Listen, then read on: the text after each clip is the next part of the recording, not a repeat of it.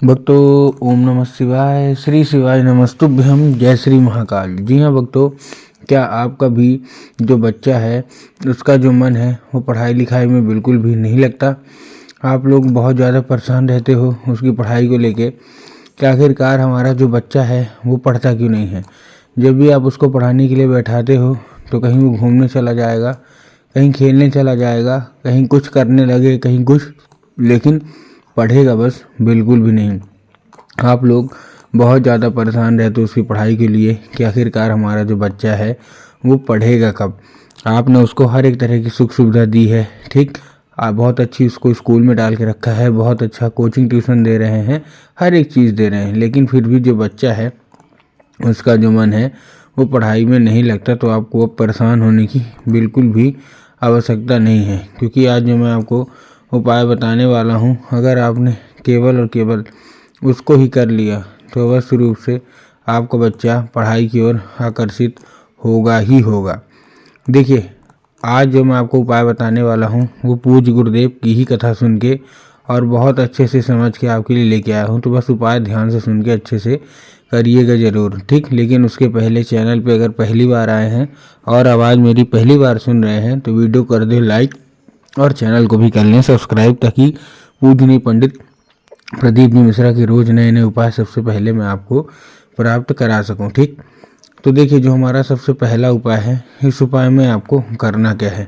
जो हमारा सबसे पहला उपाय है, इस उपाय में आपको सबसे पहले चाहिए क्या।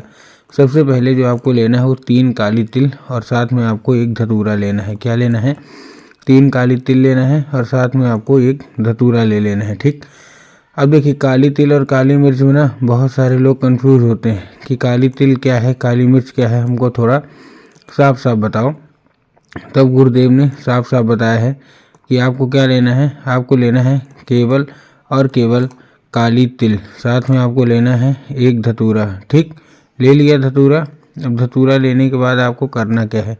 जैसे आपने धतूरा लिया, धतूरा लेने के बाद आपको अपने बच्चे के हाथ में दे के उसको भेज देना है कहाँ, सीधा सीधा शिव मंदिर। अब जैसे ही आपका जो बच्चा है वो शिव मंदिर पहुँचेगा, उसको बोलना है कि दक्षिण दिशा में खड़ा हो जाए और उत्तर की ओर अपना चेहरा कर ले। अब देखिए, दक्षिण और उत्तर में ना बहुत सारे लोग कंफ्यूज होते हैं कि दक्षिण क्या है, उत्तर क्या है, हमको थोड़ा साफ साफ बताओ। तब गुरुदेव ने साफ साफ बताया है कि आप जिस भी शिव मंदिर जा रहे हैं उस शिव मंदिर का जिधर साइड जलाधारी होगा, आपको अपना चेहरा उधर साइड करके खड़े हो जाना है, ठीक। खड़े हो गए। खड़े होने के बाद आपको करना क्या है, एक नाम लेके। कौन सा? महादेव का बहुत ही सुंदर सा नाम है, श्रम्भेश्वर महादेव। तो आपको करना क्या है, आपको श्रम्भेश्वर महादेव का नाम लेके उन्हीं का स्मरण करके आपको चुपचाप क्या कर देना है, अर्पित कर देना है बस। पूज्य गुरुदेव कहते हैं कि अगर आपने और आपके बच्चे ने श्रम्भेश्वर महादेव का ये उपाय कर लिया तो अवश्य रूप से महादेव की कृपा आपके ऊपर होगी ही होगी। ये था कौन सा? ये था हमारा पहला उपाय।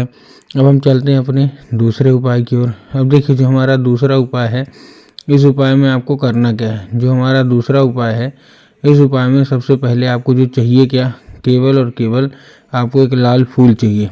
जब आप लाल फूल लेंगे तब आपको ध्यान रखना है कि जो फूल है वो कहीं से भी कटा फटा या खंडित नहीं होना चाहिए, पहली चीज़।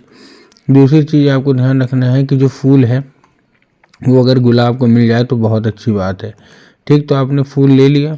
अब लेने के बाद आपको करना क्या है, जैसे आपने लिया, आपके घर में इस उपाय को करने के लिए माता सरस्वती की फ़ोटो या मूर्ति होना अति अनिवार्य है। अगर आपके घर में माता सरस्वती की फ़ोटो या मूर्ति है तब तो अच्छी बात है, लेकिन अगर नहीं है तो आपको बाज़ार जाना है और माता सरस्वती की फ़ोटो या मूर्ति लेके अपने घर आ जाना है, ठीक। आ गए। घर आने के बाद आपको करना क्या है, शाम के वक्त जब आपके घर में पूजा पाठ होती है ना, तो आपको जो लाल फूल है वो माता सरस्वती को क्या करना है, अर्पित करना है और माता से उसको औषधि के रूप में मांगना है कि माता कृपया करके हमको इसको औषधि के रूप में प्रदान करिए। अब क्या होगा, अब ये औषधि के रूप ले लेगा। अब आपको करना क्या है, उसी रात जब आपका बच्चा अच्छे तरीके से खाना पीना खा के सो जाए तो आपको लाल फूल उठाना है और अपने बच्चे के माथे पे 2 से 3 बार आपको क्या कर देना है, फेर देना है बस। पूज्य गुरुदेव कहते हैं कि अगर आपने ऐसा कर लिया तो अवश्य रूप से सारी इच्छा सारी जो मनोकामना है ना वो पूरी होगी ही होगी।